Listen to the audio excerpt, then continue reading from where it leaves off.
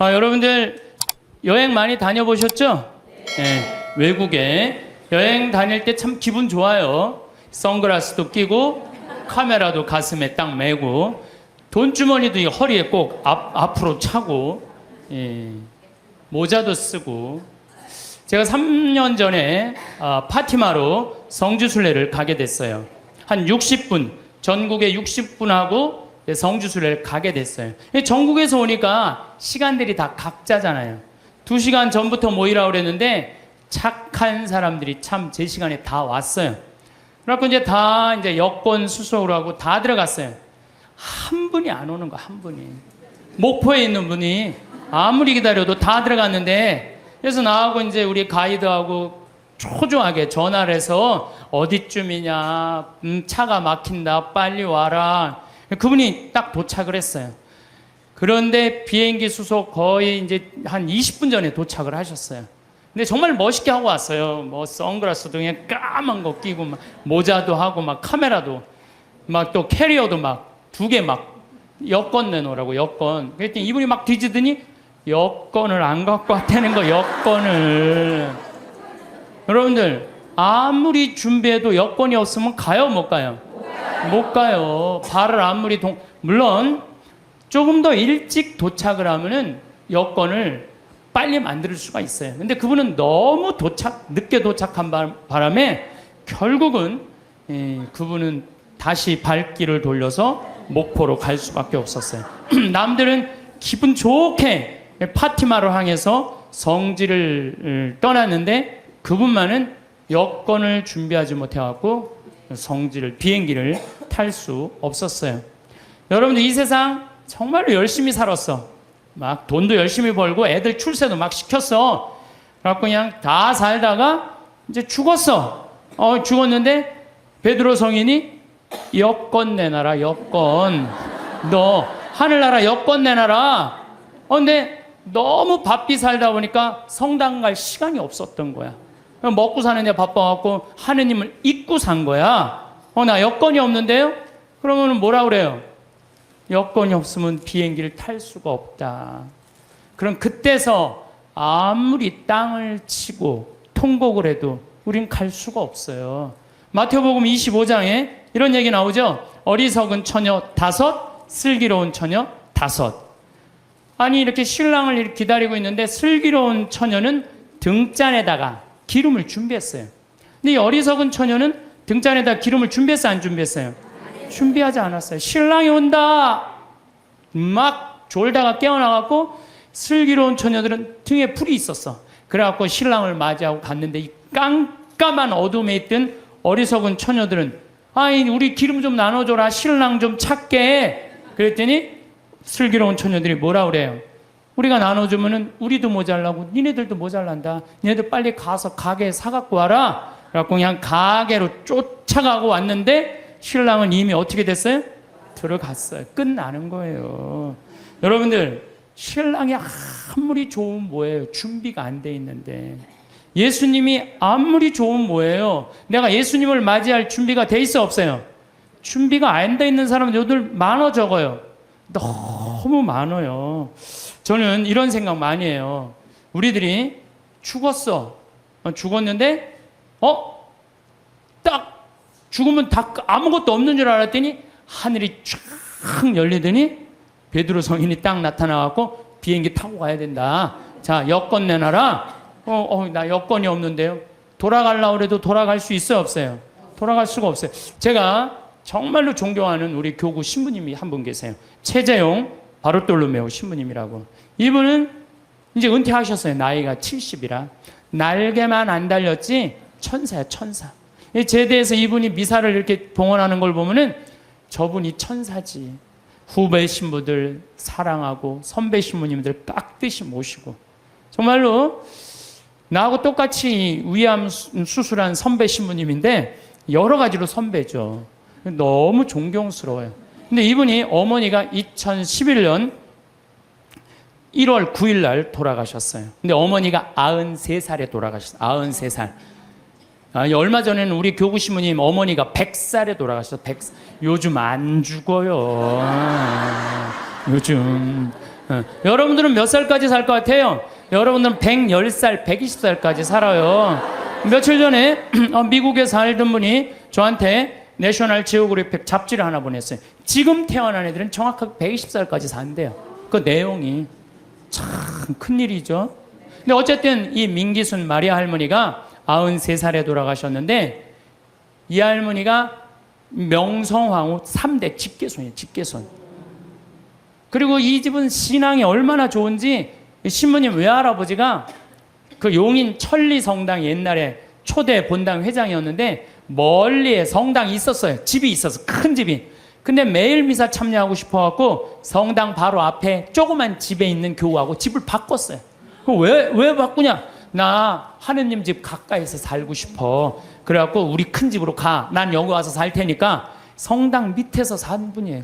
여기 계신 분들도 성당 근처에 집 구하려고 그러는 분들 계셔, 안 계셔요? 계시죠? 그런 분들 하늘나라 여권 늘 챙기는 분들이에요. 하늘나라 여권. 근데 이 할머니가 신부들을 얼마나 예뻐하는지 몰라요. 저도 이제 할머니 이제 집에 한번 놀러를 간 적이 있는데, 자기 아들 만지듯이 나를 막 얼굴을 주물르면서 신부님, 내가 평화방송 맨날 본다고 내 신부님 팬이라고 삼계탕을 만들어 주시는데 얼마나 맛있든지.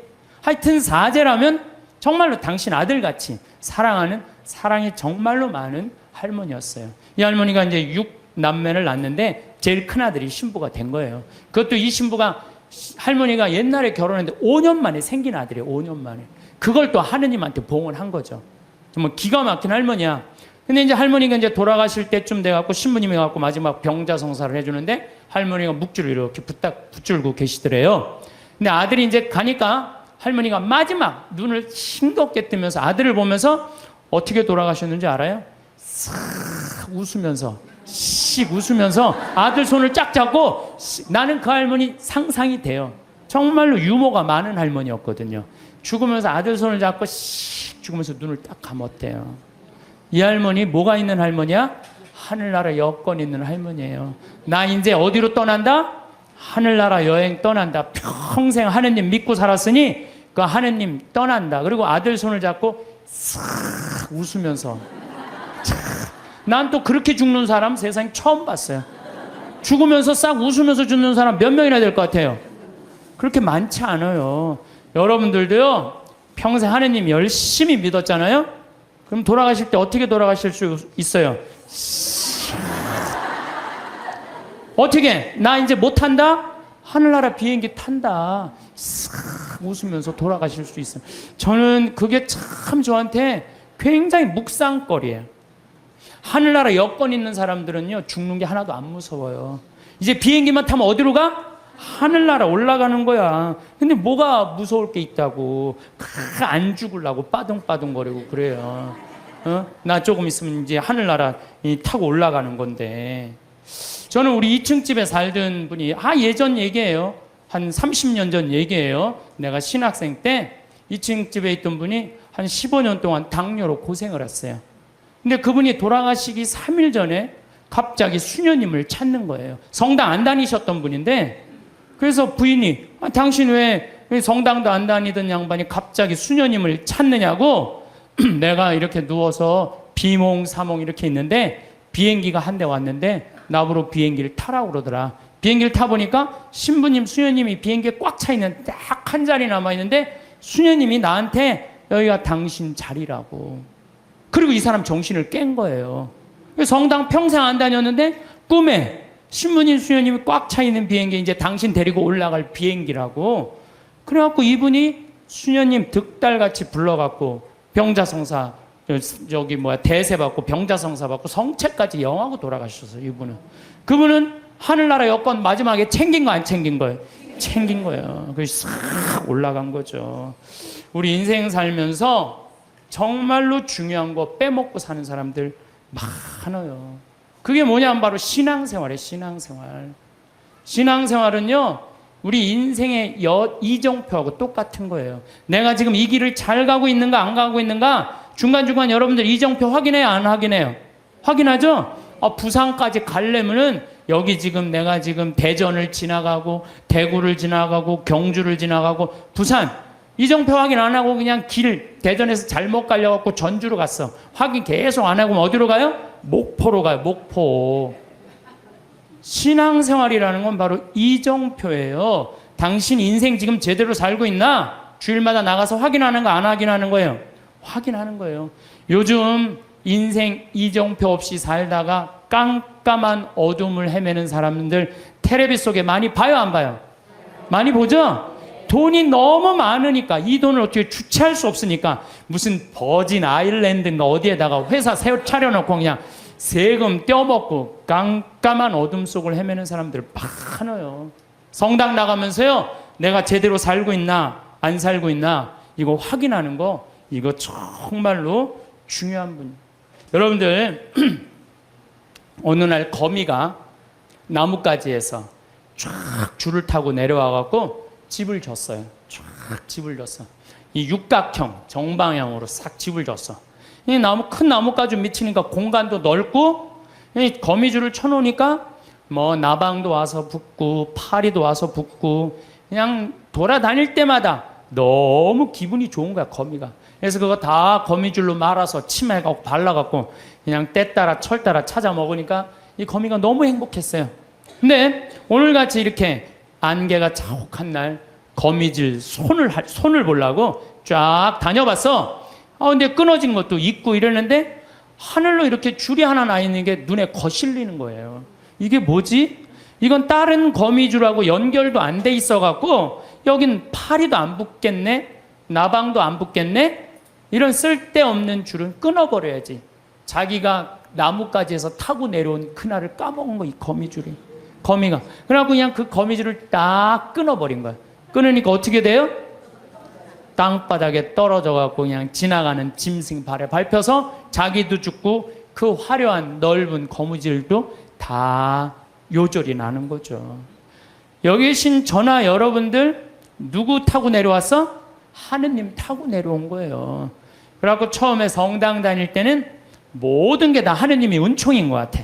그래갖고 하느님한테 감사도 드리고 매일 미사 참여도 하고 주일 미사도 가고 막 돈도 또 너무 잘 벌려. 성당 나가다 보니까 하느님 축복 받아갖고. 근데 벌려도 너무 많이 벌리면 문제가 돼요. 왜? 주일날도 아까우네. 내가 이거 주일날 가게 문 안 닫고 나가면 돈 더 벌 수 있을 텐데. 돈에 살살 눈이 멀으면 어떻게 돼요? 헌금 내는 것도 아까운 거야. 주일 헌금 내는 것도 아까운 거야. 요즘 신천지에서 이제 천주교 교우들 그만 포섭하라고 명령 떨어졌다고 그러더라고요. 여러분들 그거 알아요? 몰라요? 신천지에서 천주교 신자들 많이 포섭해 갔는데 아이 헌금을 1,000원밖에 안 낸대잖아요.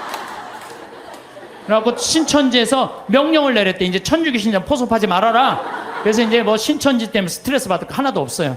예. 헌금 내는 것도 아깝고 교무금 내는 것도 아까운 거야. 11조 내는 것도. 더욱이 내가 돈이 많으니까 성당 질 때마다 회장들이 와서 더 내라고 그러네.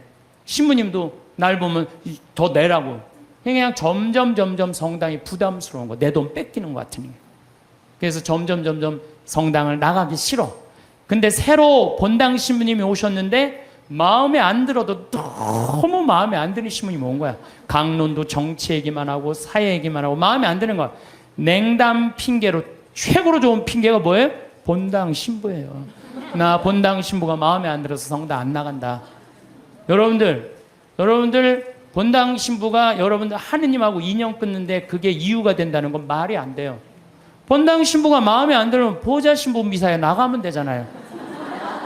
그렇잖아요. 아니 보좌 신부도 마음에 안 들면 옆 성당 나가면, 요즘 성당이 얼마나 많아요. 조금만 가 옆 성당인데 그게 뭐가 이유가 돼요. 아니 그 옆 성당도 마음에 안 들면 명동 성당에 가면 명동 성당에. 그건 다 냉담의 핑계예요. 성당이 어둡다, 뭐 강론이 길다, 다 냉담의 핑계야. 그래갖고 딱 줄을 끊어버렸어. 그러면은 어떻게 돼요? 내가 그동안 쌓아놓았던 모든 게 한순간에 끊어지는 거예요. 근데 현대인들은 그거를 몰라요. 그러면 신부님, 하느님 열심히 믿는 건 뭐예요? 하느님 열심히 믿는 건 하느님 꽉 붙잡고 살면 돼요. 여러분들 우리 그네 타는 거 아시죠? 단오전랑 그네 탈 때 어때요? 뒤에서 밀어주면 그네 타는 사람 어떻게 해요? 저 위에서부터 내려온 줄 어떻게 잡죠? 꽉 잡고 있어요. 그래갖고 뒤에서 밀어주면 그 줄만 잡으면 웬만하면 안 떨어져요. 근데 그냥 그네 탈 때 자기 좋다고 그냥 뒤에서 밀어주는데 줄 안 잡고 있으면 어떻게 돼요? 하늘로 날아가는 거예요. 날아가고 떨어져갖고 그냥 얼굴 코뼈 깨지고 그냥 눈알 그냥 막 그냥 쓸리고 막 이러는 거예요. 하느님 믿는 거는 어떻게 믿어야 되느냐? 꽉 잡아야 돼요. 하느님 꽉 잡는 방법은 뭐예요? 레저 활동 열심히 하고 성령 기도해 나가고 성당에 전례 봉사하고 반모임 열심히 나가고 매일 미사 나가고 이게 하느님 꽉 붙잡고 사는 거예요. 근데 요즘 현대인들은 내가 보기에는요 하느님 꽉 붙잡고 사는 사람 별로 없어요. 다 그냥 줄 흔하게 잡고 떨어지려면 떨어져라. 난 하늘로 날아가고 싶다. 그런 사람들 너무 많습니다. 요한복음 15장에 보면은 예수님이 나는 참 포도나무요 너희는 가지로다 이 얘기를 해요. 내 안에 머물러라. 나도 너희 안에 머무르겠다. 가지가 포도나무에 붙어 있지 않으면 스스로 열매를 맺을 수 없는 것처럼 너희도 내 안에 머무르지 않으면 열매를 맺지 못한다. 너희는 나 없이 아무것도 하지 못한다. 우리는 누구 옆에 꽉 붙잡고 살아야 돼? 예수님 꽉 붙잡고 살아야 돼요. 그냥 예수님이 주일날 나가는 거 귀찮다고 본당 신부 강론이 마음에 안 든다고 줄 놔버리면은 우리는 그냥 끝나는 거예요. 제가 얼마 전에 세례받고 신학교 가고 그 다음에 거기서 신부된 수원교구 조원동 주교자 성당에 강의를 가게 됐어요. 근데 보통 출신 성당에 강의 잘 안 가요. 왜? 어렸을 때 나 코 올리고 맨날 나 사고 치고 다녔던 거 다 본 분들이 그냥 다 아직도 있는데 그 성당에 왜 가요? 동창 신부들도 그러더라고요. 야, 너 그 출신 성당에 가서 강론하는 거 아니야. 예수님도 예언자 고향에서 존경받지 못했다는데 네가 뭐라고 그냥 거기 출신 본당에 가서 강의하느냐? 그러길래 내가 한마디 했어요. 나는 걱정 하나도 없다. 나는 예언자가 아니다. 예수님은 예언자시지만 나는 그냥 일갓 하나의 그냥 신부다, 신부. 이제 강의를 갔어요. 강의를 갔는데 정말로 30년 전에 본 사람이 그대로 다 있는 거예요. 하나도 안 죽고 다.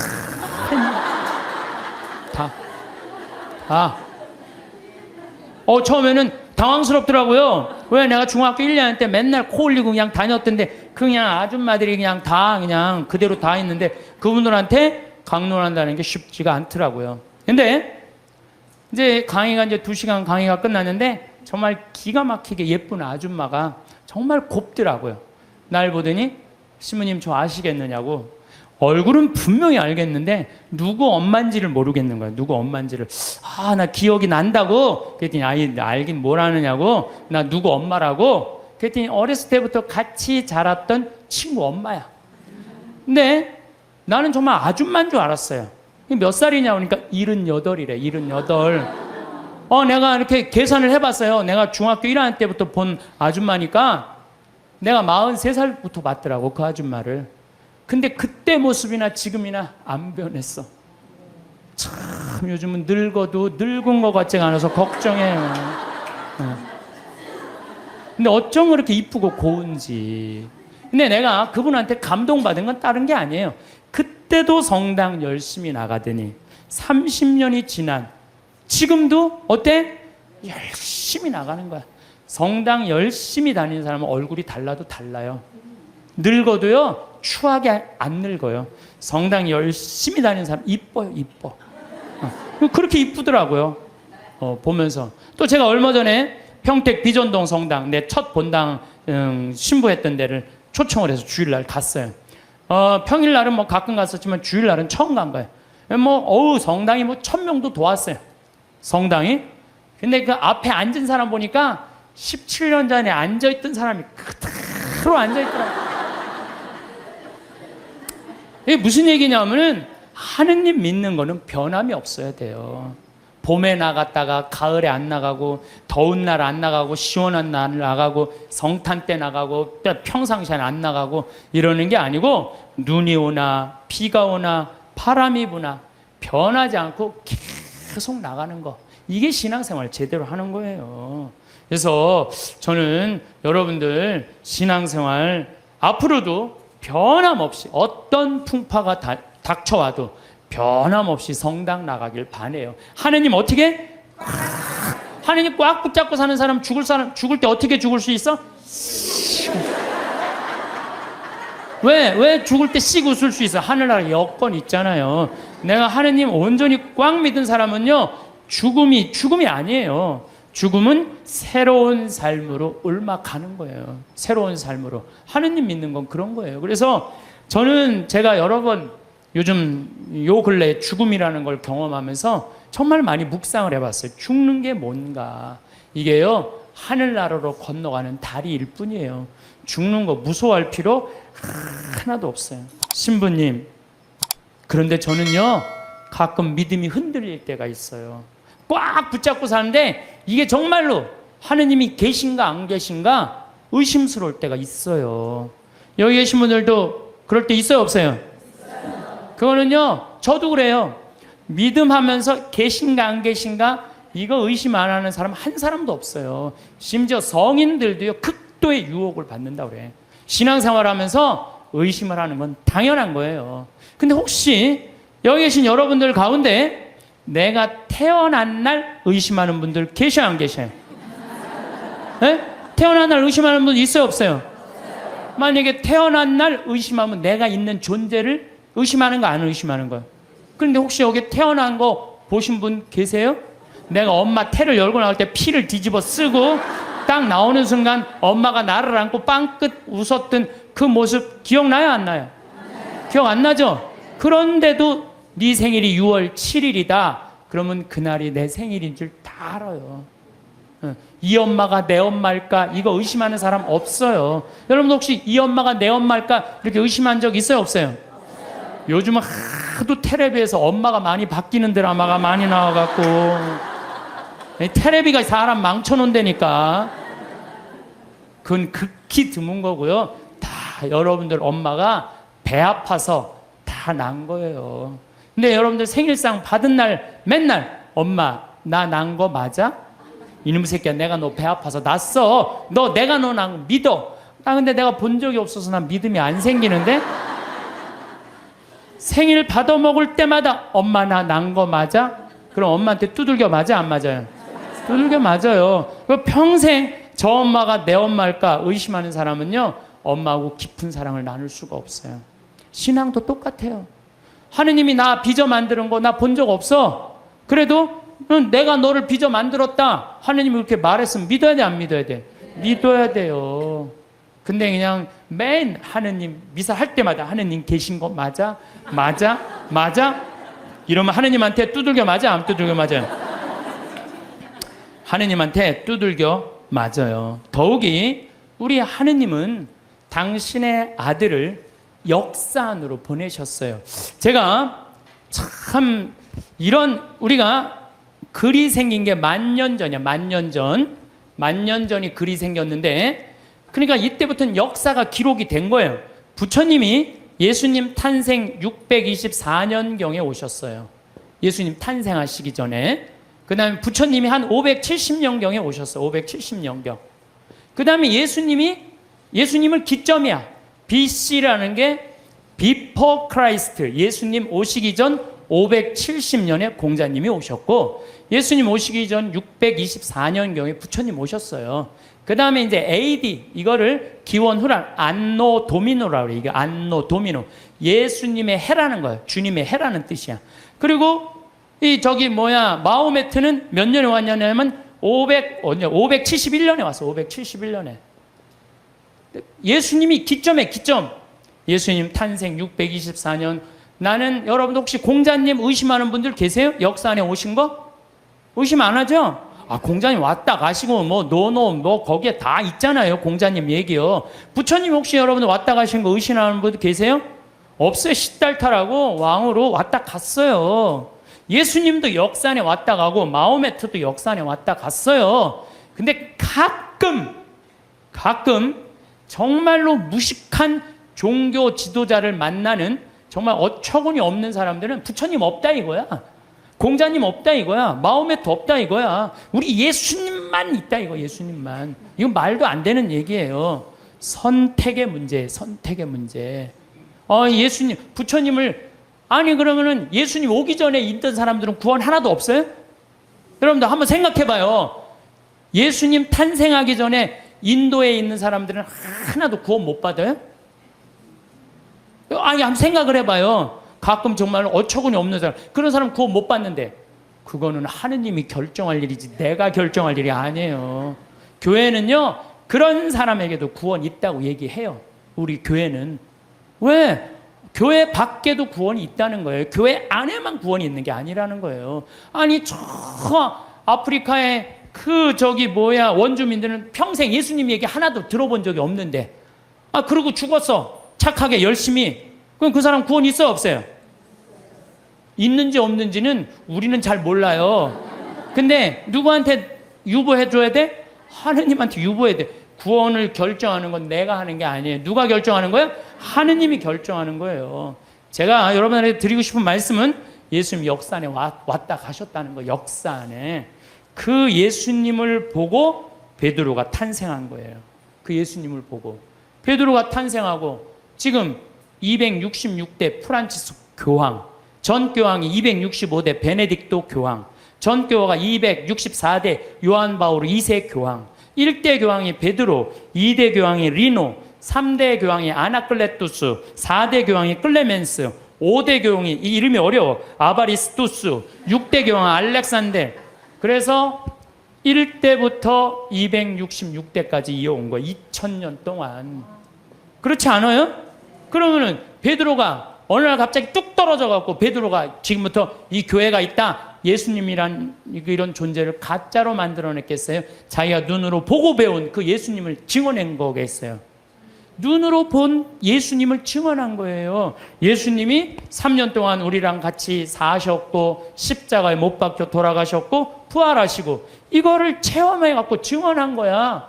그러니까 지금 266대 교황까지 내려왔다는 거는 거미가 나뭇가지에서 줄을 타고 내려와서 집을 짓듯이 우리는 베드로부터 타고 내려와 갖고 이 교회라는 집을 짓는 거예요. 그러니까 여러분들 성서에, 신약 성서에 있는 게 하나도 거짓이 없어요. 예수님이 베드로가 직접 보고 증언한 거예요. 베드로뿐만 아니라 12제자, 12제자만 보고 증언했어요. 그 외에 수많은 사람들이 보고 증언한 그 교회가 지금까지 이어져 내려온 건데 그걸 의심하면 어떻게 했냐 이거예요. 나는 있느냐 없느냐 이것 따지는 사람들 보면 다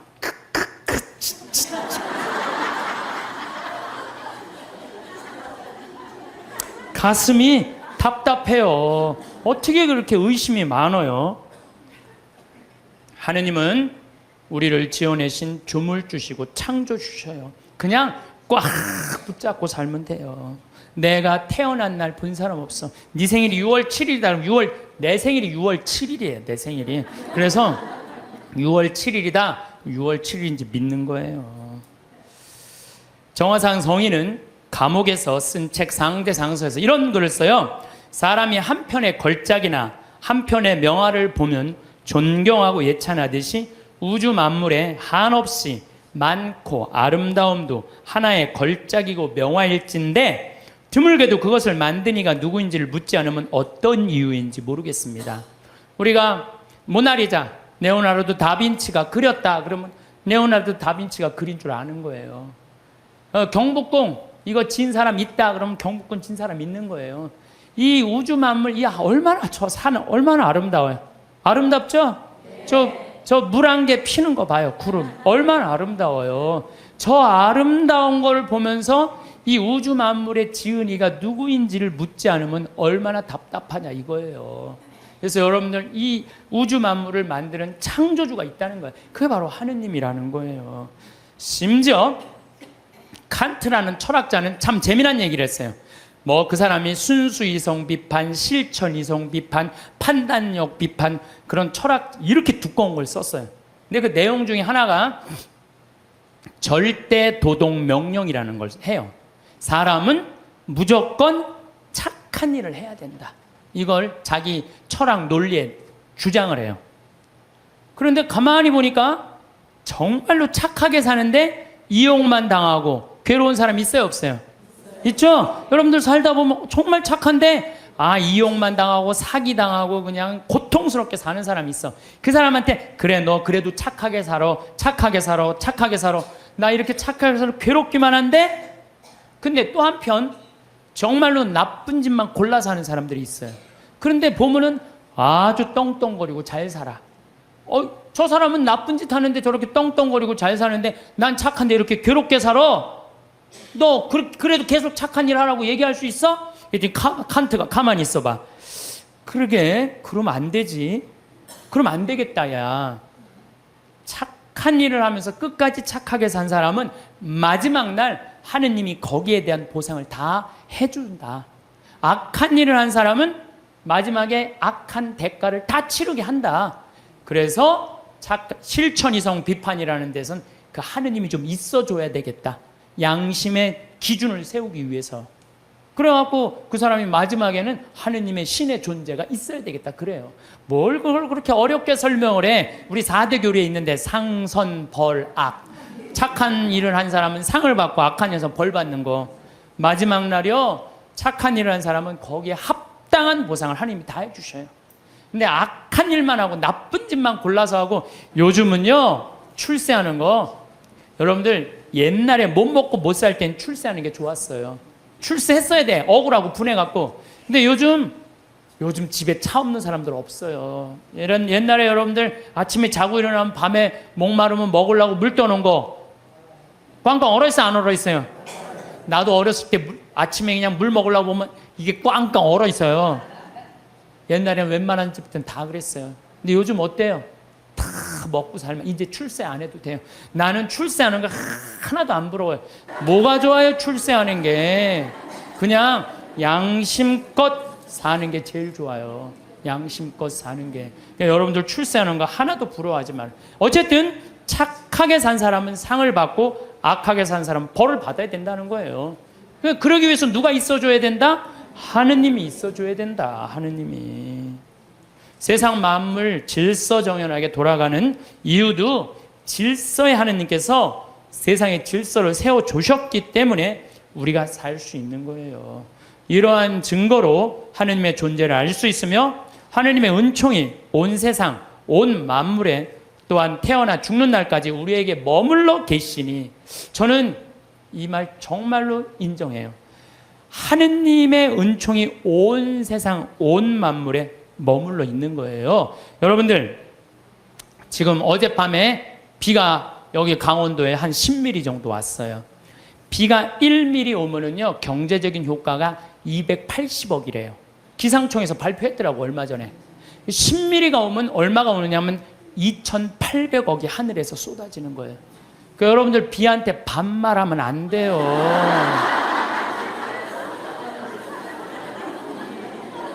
근데 우리는 얼마나 건방지냐 하면은 비 왔네? 비 오고 있네? 이게 말이 돼요? 비 오시네. 비 오시네. 빗님 오셨네. 이래야지. 비 왔네가 뭐예요? 내가 우리 여기 지금 고추를 2만 포기를 심어놨어요. 3,000평에다가. 근데 10일 동안 빗님이 안 오셨어요. 그러면은 10일 정도 안 오면요 말라요. 마르기 시작하면요 고추가 마르는 게 아니라 내가 입이 바짝 내가 말라요. 감자, 옥수수 지금 3,000평, 5,000평 다 심어놨어요. 근데 어젯밤에 이렇게 누워서 자는데 빗님 오는 소리가 들리더라고요. 난 미소가 싹 젖이는 거예요. 하느님 감사합니다. 우리 고추들이 싱싱하게 자랄 수 있도록 빗님을 내려주셔서 감사합니다.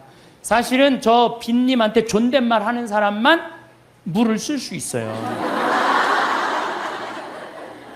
막 반말하고 비 왔네. 아유 지겨워 짜증나. 비님이 오시는 게 얼마나 중요한데 그걸 지겹다 그래. 농민들한테는요 저게 생명이에요, 생명.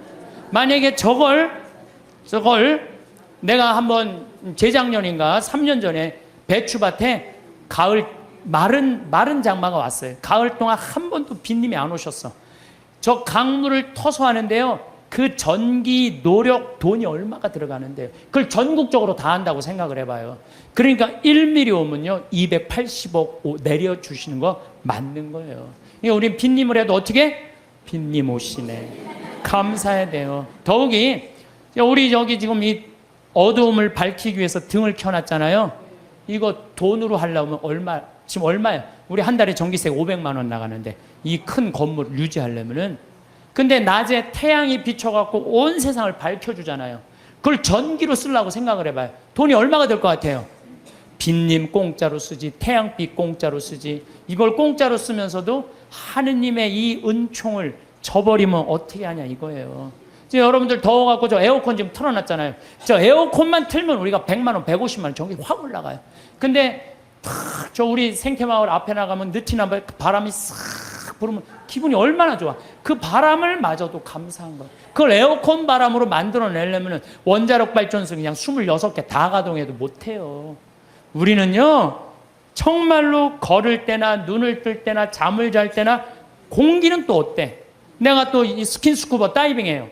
그 물속에 들어갈 때 30분 그 마시는 그 공기통 사는 게 3만 원이에요. 3만 원. 30분 마시는데 3만 원 들어요. 3만 원. 근데 여러분들은 지금 하루 종일 공짜로 얼마나 돼요? 이게 여러분들이 저 앰뷸런스에 실려갈 때 그 산소호흡기 되면 그건 더 비싸요. 36만 원인데 36만 원. 그러니까 그냥 하루 24시간 숨 공짜로 쉬면은 여러분들 거의 1,000만 원 280억 내려주시지 1,000만 원 공짜로 내려주시지. 그런데 이게 감사하지 않고 살면은 이게 어찌 된 일이냐 그 얘기예요. 하느님 은총 없이 되는 일 하나도 없어요. 하느님의 그 은혜를 저버릴 수 없음은 아들이 어버이 덕에 먹고 그 집에 살며 그 살림을 쓰면서 함부로 제가 잘난 체하며 부모를 무시하며 섬김과 근본을 갚는 뜻을 모르면 효도입니까?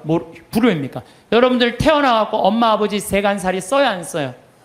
쓰죠? 엄마 아빠 밥솥 쓰고 엄마 아빠 방 쓰고 엄마 아빠 거실 쓰고 엄마 아빠 전기 다 쓰는 거 아니에요? 전화기. 그런데 그 엄마 아빠한테 감사하지 않으면 효도냐 불효냐 이거예요. 그것처럼 우리는 하느님 세간살이 쓴다 이거예요. 나무, 저 빈님, 태양, 바람 다 하느님 세간살이야. 그걸 쓰면서 감사해야 된다 이거죠. 저는 여러분들도 다 하느님 은총 속에 살았지만 저는 특별히 하느님 사랑받고 산 신부예요. 제가 2010년 4월 6일 날 위암 수술했어요. 위를 3분의 1을 잘라냈어요. 위를 3분의 1을. 내가 그렇게 방송에 나가서 그렇게 위암 수술했다는데 말할 때마다 놀라는 거 보면 난 또 놀라요. 내가 전국적으로 이렇게 수술했다고 얘기해도. 근데 우리 위가 딱 손바닥만 하대. 손바닥. 근데 저는 정 가운데 위암이 생겼어요. 1.5cm가 생겼어요. 그러더니 의사가 요 밑에 생겼으면은 밑에만 자르면 되는데 위에 생겼으면 위에만 자르면 되는데 정 가운데 자르면 위로 5cm 아래로 5cm 잘라야지 더 이상 전이가 안 된다는 거예요. 그래서 3분의 1을 잘라야 된다고 잘랐어요. 근데 우리 위는 음식을 받아들이는 부분이에요. 아래는 음식을 빻는 부분이야. 빻는 부분. 나는 근데 빻는 부분을 자른 거야. 빻는 부분을. 그러니까 음식을 먹으면은 옛날에는 위가 알아서 빠졌어. 그래갖고 소장으로 보내줬어. 소장에서는 흡수만 하면 돼. 근데 이제 음식을 먹으면 어떻게 되느냐? 바로 이제 잘라갖고 이 십이장하고 바로 소장으로 내려가는 거예요. 근데 내가 우리 몸이요. 여러분들 제가 항상 강의 때마다 얘기하죠. 이 몸 자체 여러분들 이거 다 돈이에요. 돈. 정말 기가 막힌 거예요. 우리 시각 장애우들 내가 얘기하잖아요. 시각 장애우들 눈 하나 이거 갈아 끼는데 얼마 들어? 1억 들어. 1억. 2개 갈아 끼면 2억이야. 2억. 지금 나 눈 뜨고 쳐다보고 있는 분들 2억 깔고 지금 쳐다보고 있는 2억 깔고. 아니 내가 해보니까 이게 다 돈이라는 생각이 들어요. 이게 이제 위를 잘랐어요. 위를 잘라니까 밥을 먹잖아요. 그럼 의사 선생님이 밥 먹으면 무조건 45도 누워 있으래요. 왜냐면 이제 먹으면은 옛날에는 누가 빻어? 위가 이제 빻단 말이야. 근데 지금은 누가 빻냐면 소장이 빻는 거예요. 들어가면은 음식이 들어가면요 신기해. 여기서 물컹 지나가 음식이요. 진짜로 이렇게 지나가요. 이렇게 지나가고 이쪽 등 쪽으로 해서 꾸르륵 하면서 또 이쪽으로 물컹 지나가요. 참 기가 막히더라고요. 이렇게 보면은 이렇게 꿀꿀 음식이 지나가는 소리가 들려요. 우리 몸이요 이게 다 기적이야 기적.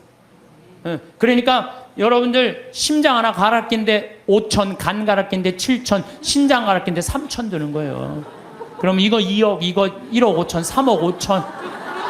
내가 요즘 이가 안 좋아갖고 이거 갈아, 이거 이제 틀니 비슷한 거 끼고 있거든요. 의사한테 물어봤어요. 이거 저기 뭐야 임플란트로 다 갈으려고 얼마냐? 이가 28개래요. 신부님 싸게 해줘서 5천 해준대.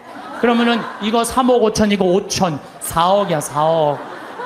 팔 하나 갈아 낀데 400, 양팔 800, 양다리 1600. 5억에 5억. 근데 여러분들 생각을 해봐요. 얼마 전에 우리 집에 부천에서 한 아이가 정말로 잘생긴 아이가 왔어요. 근데 이 아이가 몸이 근육이 지방으로 바뀌는 병이에요. 그래서 얘는 목에 근육이 없어갖고 목을 가눌 수가 없어. 근데 평화방송에서 맨날 날 보는 게 소원인 거야. 형도 그런데 형은 이제 더 이상 움직일 수가 없대. 동생이 왔어요. 동생 왔는데 아버지가 계속 뒤에서 목을 받쳐주고 있더라고요. 여러분들 지금요 이게 병이 들어갔고요 꼼짝도 못하는 사람도 얼마나 많은데요. 근데 그냥 내 남편 멀쩡하고 우리 애들 둘 멀쩡해. 이 멀쩡한 4명 둘러앉아 밥 먹으면요 20억이 둘러앉아 밥 먹는 5억짜리. 감사해야 돼 안 감사해야 돼? 만약에 남편이 저녁에 퇴근해 갖고 들어와 그럼 뭐라 그래야 돼? 5억 들어오네. 5억 어서 들어와.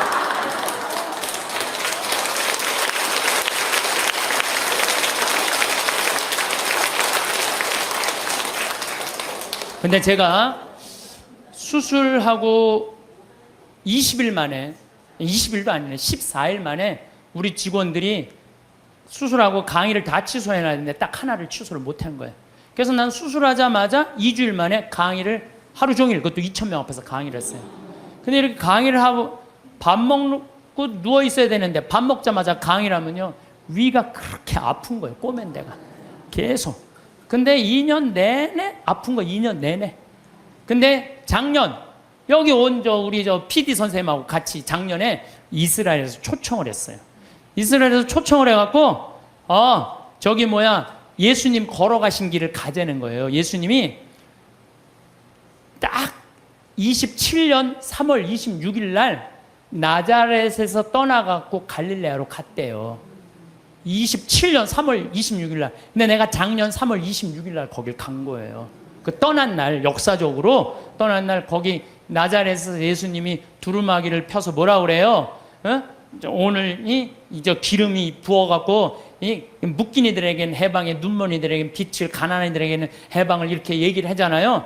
이게 오늘 나한테 이루어졌다. 그러니까 저놈이 목수의 아들 아냐? 그러니까 예수님 뭐라 그래? 의사의 내 병이나 고쳐라. 니네들 그러겠지만은 사렙다 부인 나만 뭐 다 났을 때 다 이방인들 고쳐줬다. 그러니까 그냥 동네 사람들이 열받아갖고 예수님 멱살 끌고 이 추락산이라고 그러고 시험산이라는 데 끌고 내려갖고 밀어 떨어뜨리려고 그래. 근데 그 시험산이 몇 메타냐면 370m 정도 돼요. 높이가. 남산이요 270m예요. 근데 시험산에 거기 예수님 밀어 떨어뜨리는 데는 거기서도 출발한 거예요. 가보니까요 밑에 돌이 그냥 엄청나게 많더라고요. 예수님 거기서 밀어 떨어뜨렸으면 예수님 뼈도 못 추렸어요. 진짜로. 내가 작년에 이거 좀 계속 얘기하겠지만은 내가 거기 와서요 예수님 만나고 왔어요. 그냥 성서를 막연하게만 생각을 했는데 그 예수님을 보니 그 자리에 현장에 가보니까요 살아있는 예수님을 만나는 거야. 그래갖고 그냥 거기서 또 이제 같이 떠난 거지. 예수님하고 제자들이 이제 길을 헤치고 갈릴레아로 가셨다. 루카복음 4장에 그렇게 나와요. 나자렛에서 시험산에서 밀어 떨어뜨려야 하자 그들을 가로질러 갈릴레아로 가셨다. 갈릴레아까지, 나자렛에서 갈릴레아까지가 60km야. 60km 동안 예수님 생각하고 걸은 거죠. 근데 위암 수술한 놈이 배는 아파 죽겠는데 맨날 걸으니까 배가 아파요 안 아파요? 잘 때마다 아픈 거예요 배가. 요 얘기는 내가 다음 시간에 내가 하도록 하겠습니다. 감사합니다. 살아오면서 마음 한구석이 아릿했던 순간들이 있습니다. 누군가에게 진심을 다했는데 돌아온 건 차가운 침묵이었던 날. 옳은 일을 했다고 믿었는데 오히려 손해를 본 것 같았던 순간. 상처를 주고도 태어난 사람을 보며 억울함에 가슴이 답답했던 기억들. 그럴 때마다 문득 이런 생각이 듭니다. 이렇게 착하게 살아온 내가 과연 잘한 걸까? 나는 왜 이렇게 손해만 보는 것 같을까? 이 질문은 누구에게나 한 번쯤 찾아오는 지극히 인간적인 흔들림입니다. 선하게 살아온 사람일수록 더 깊이 이 질문과 마주하게 됩니다. 그만큼 많이 양보했고, 많이 참았고, 많이 배려했기 때문입니다. 그 과정에서 받은 상처들이 가슴 어딘가에 남아있고, 그것이 때때로 아파옵니다. 착하게 살아온 사람들에게는 공통점이 있습니다. 그들은 대체로 말을 아낍니다. 자신이 받은 상처를 크게 드러내지 않고 속상한 일이 있어도 꾹꾹 눌러 담아둡니다. 누군가 마음을 아프게 했어도 그 사람을 원망하기보다는 스스로를 달래며 지나갑니다. 괜찮아, 별일 아니야, 그럴 수도 있지. 이렇게 자신에게 되뇌며 하루하루를 견뎌냅니다. 그래서 선하게 사는 사람들의 고생은 잘 보이지 않습니다. 겉으로는 평온해 보이지만 그 안에는 수없이 삼킨 말들과 참아낸 순간들이 켜켜이 쌓여 있습니다. 그들의 진심은 결코 가벼운 것이 아니었습니다. 그 모든 순간들이 그들을 지치게 만들었고 때로는 스스로를 의심하게 만들었습니다. 내가 너무 약한 건 아닐까? 내가 너무 순진한 건 아닐까 하는 생각들이 밤마다 찾아왔을 겁니다. 하지만 그들은 그런 의심 속에서도 자신의 마음을 지켜왔습니다. 그것이 얼마나 힘든 일인지 세상은 잘 모릅니다. 하지만 여기서 우리가 놓치지 말아야 할 진실이 있습니다. 착하게 산다는 것이 결코 손해가 아니라는 점입니다. 겉으로 보기에는 손해처럼 느껴질 수 있습니다. 내가 양보했을 때, 내가 참았을 때, 내가 먼저 손 내밀었을 때, 당장은 아무것도 돌아오지 않는 것처럼 보입니다. 하지만 그 모든 순간들이 사실은 한 사람의 깊이를 만들어 왔습니다. 진심으로 살아온 시간들은 그 사람의 품이 되고 빛이 됩니다. 세상이 당장 알아주지 않아도 괜찮습니다. 삶은 정확하게 기록하고 있으니까요. 선한 마음으로 살아온 모든 순간들은 결코 허공으로 사라지지 않습니다. 그것들은 보이지 않는 곳에 차곡차곡 쌓여서 결국 그 사람을 지탱하는 단단한 기둥이 됩니다. 어려운 일이 닥쳤을 때 무너지지 않고 버틸 수 있는 힘, 그것이 바로 선하게 살아온 시간들이 만들어낸 힘입니다. 그 힘은 눈에 보이지 않지만 분명히 존재합니다. 생각해보면 선하게 산다는 것은 단순히 착한 사람이 되는 것 이상의 의미가 있습니다. 그것은 자신의 내면을 가꾸는 일입니다. 마음의 정원을 돌보는 일입니다. 누군가에게 친절할 때마다, 화를 참을 때마다, 이해하려고 노력할 때마다 우리는 우리 안의 아름다움을 키워가는 겁니다. 그렇게 가꿔진 마음은 세월이 지나도 시들지 않습니다. 오히려 더 깊어지고 더 넓어집니다. 그래서 선하게 살아온 사람들은 시간이 흐를수록 더 아름다워집니다. 겉모습이 아니라 그 사람에게서 풍기는 분위기, 그 사람이 내뿜는 기운이 달라집니다.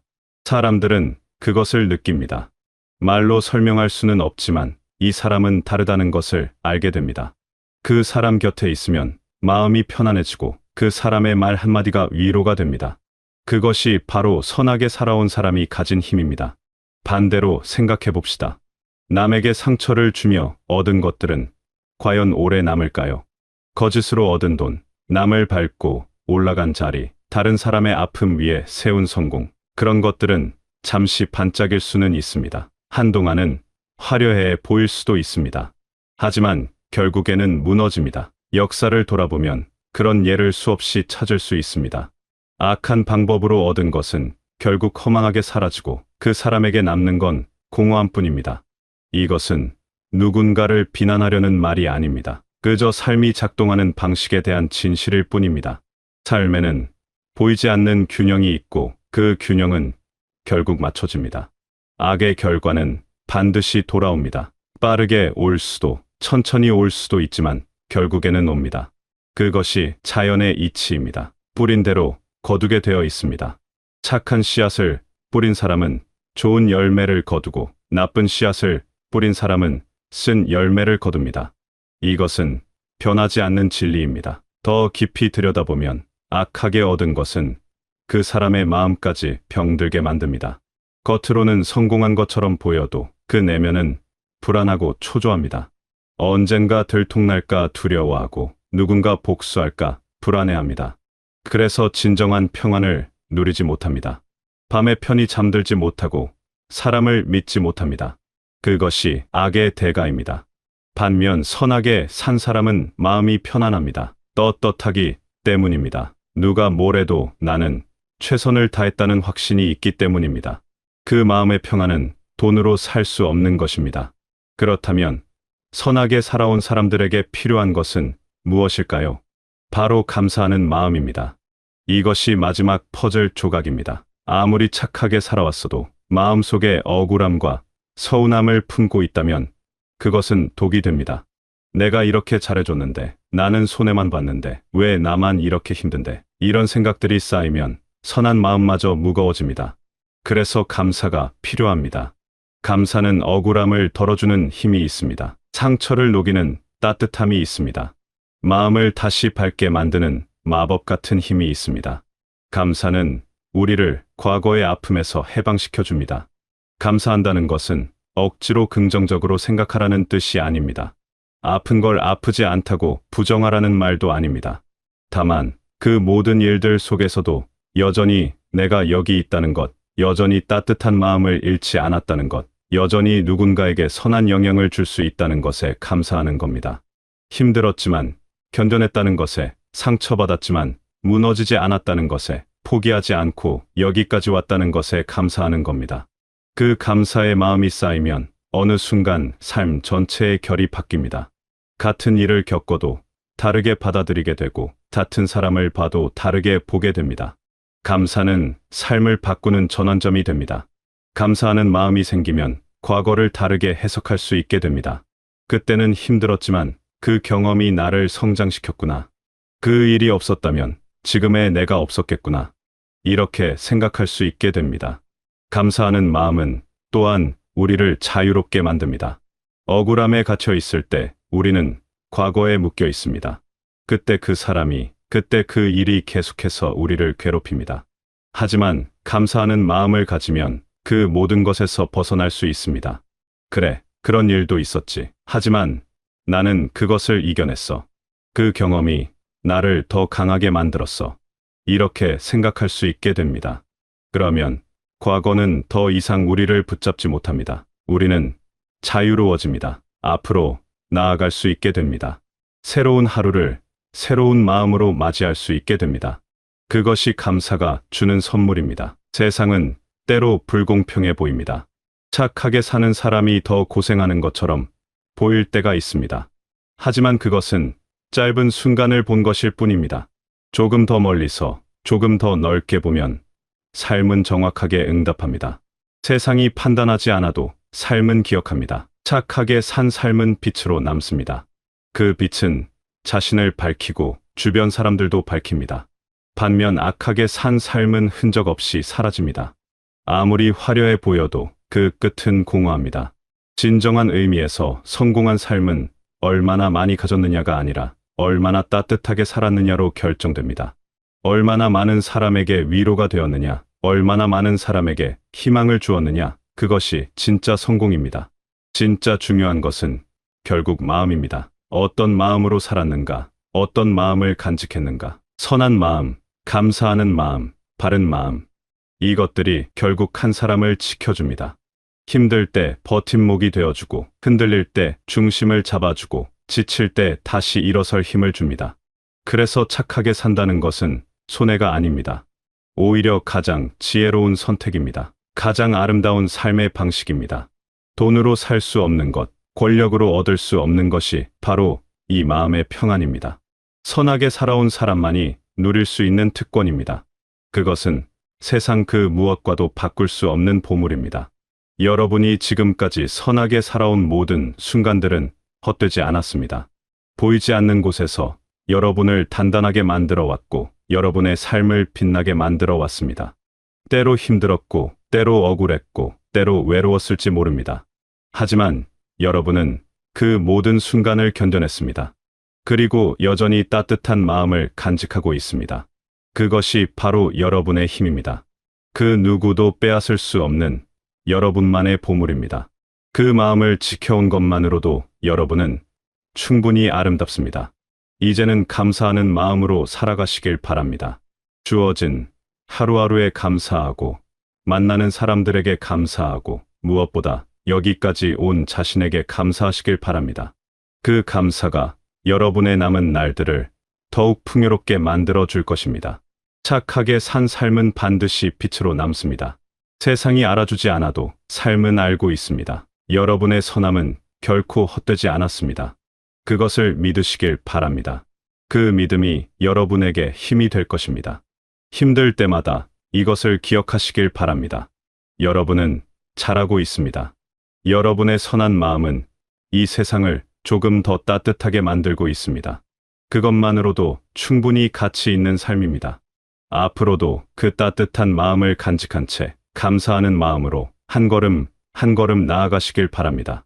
여러분의 삶이 계속해서 빛으로 가득하기를, 평안과 감사가 함께하기를, 그리고 여러분이 뿌린 선함이 언젠가 아름다운 열매로 돌아오기를 진심으로 바라겠습니다. 오늘도 선한 마음으로 하루를 시작하고 감사하는 마음으로 하루를 마무리하는 여러분이 되시길 바라겠습니다.